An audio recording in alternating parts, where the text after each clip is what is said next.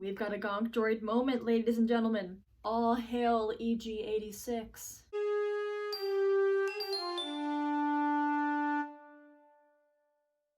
Welcome back to Rebels Revisited.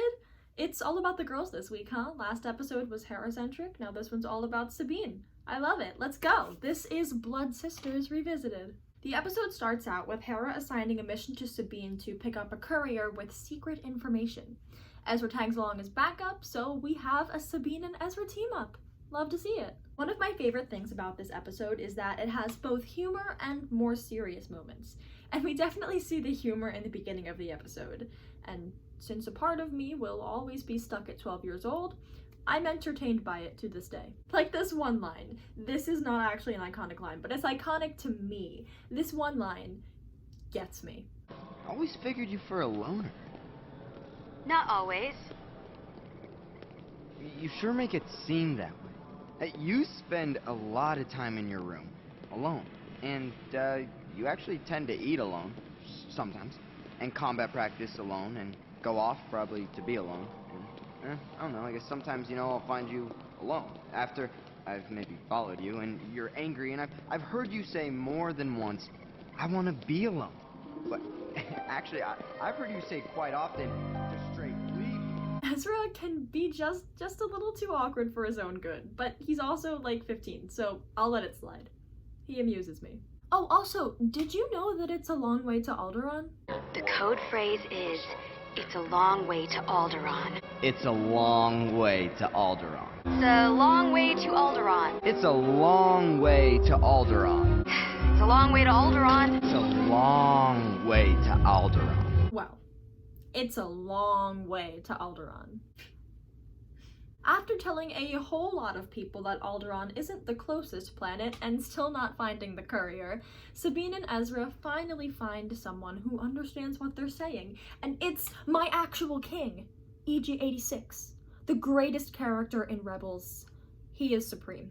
Okay, jokes aside, time for the main event. Ketsu, Onya. Ketsu makes things interesting right away as we immediately start learning things about Sabine upon her arrival. We knew Sabine was in the Imperial Academy, but now we know she actually broke out of it with the help of a friend. We also learn here that she was a bounty hunter. Honestly, Sabine has such a rich past that has yet to be explored. She'd be a great subject for a comic series or a novel. What exactly happened during her time at the Imperial Academy? How did she break out? What happened when she was a bounty hunter? What led to Ketsu leaving her for dead? Like, what was that whole situation? These are things I wonder about. I think there are some great stories to be told in there. Just saying. And I like how this conversation tells us how much Sabine has changed. Ketsu says that she couldn't believe Sabine was a rebel until she saw a bounty that the Empire put on her head. It's like her old friends don't recognize the person she is now, which just begs the question, who was the person she used to be? Who was she when Kanan and Hera entered the picture? These are things I want to know. Now this standoff between Sabine and Ketsu is really cool. It's very distinctly Western, foreshadowing Dave's work on The Mandalorian. And the next fight sequence is a lot of fun. We get to see Sabine and Ketsu's skills, plus it's fast-paced, energetic, and exciting to watch, as are most action sequences on Rebels, honestly. This show does a great job with its action sequences, I think. I always enjoy watching them. And now we have some good stuff to get into. There's this conversation between Sabine and Ketsu that really shows how much Sabine has changed. The two of them used to dream of being a part of Black Sun, and Ketsu has actually achieved that, but Sabine doesn't want that anymore. Here's what they have to say to each other. I have new loyalties now. Right. Finally part of Black Sun. Just like we always dreamed. I got the best weapons, best ship, and I'm feared across the galaxy. Ugh, I can't believe I wanted that. The Black Sun are slavers and assassins who don't care about anything but body counts and quotas. Ketsu values having the best ship, weapons, and being feared. Sabine could have been that person, but instead she cares more about how awful Black Sun is. She cares more about how unethical and immoral it is to be slavers and to only care about body counts and quotas. Ketsu values power, but Sabine now values what Black Sun has no regard for: human life. Ketsu is an interesting figure to introduce into Sabine's story. She serves a similar purpose to Sabine as Hondo did to Ezra in Brothers of the Broken Horn. Ketsu represents the person that Sabine could have been, the person she almost was. Ketsu is who Sabine would have become had she not found the Ghost Crew and taken on a new set of morals. It's really striking to see the two women side by side, you know? The more we learn about Ketsu throughout the episode and the more we watch her, the more we appreciate Sabine and who she is and what she stands for. Because we see who she could have been, but we also see how she became someone so much better than that. You have to respect the courage and self-examination it took for Sabine to change her life and herself like that. And then there's some more really good stuff.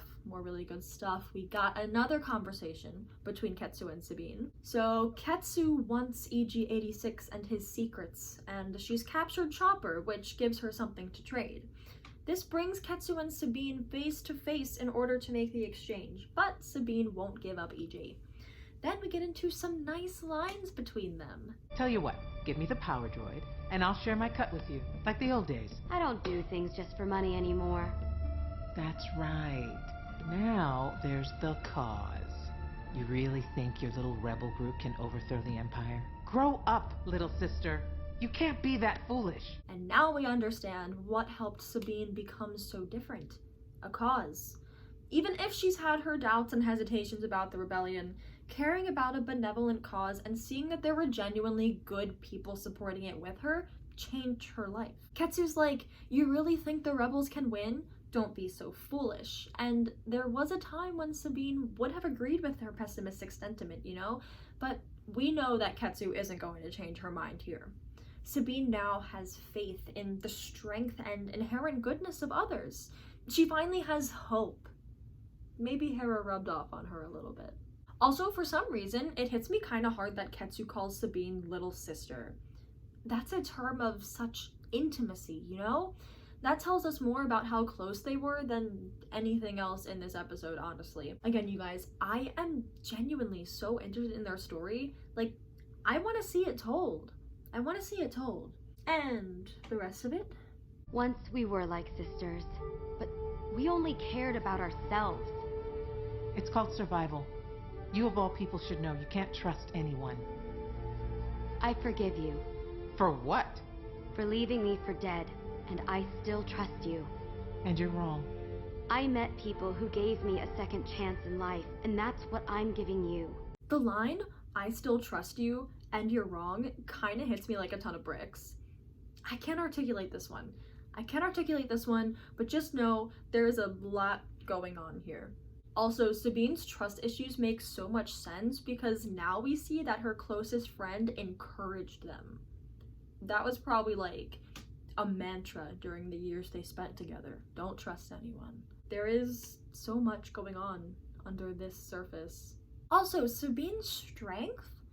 The strength it takes to say, I forgive you, and to offer a second chance, and to be kind despite the past?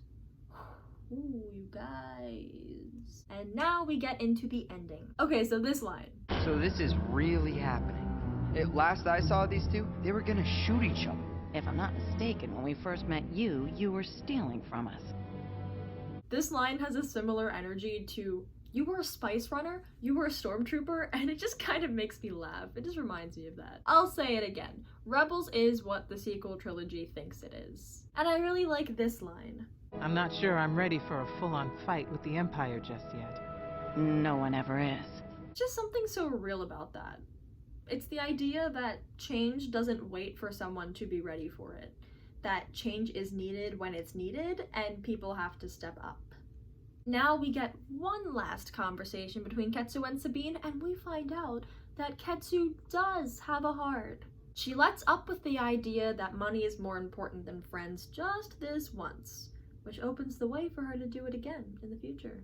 We get this idea that she's lonely, that she misses having Sabine to watch her back and be her friend. I like that the episode gradually broke down Ketsu's walls, and the more we saw Ketsu interact with Sabine, the more we saw that a part of her still cares about Sabine more than she lets on. Ketsu is a really intriguing character, and again, you guys, I really hope this gets further explored someday. That's all for this video.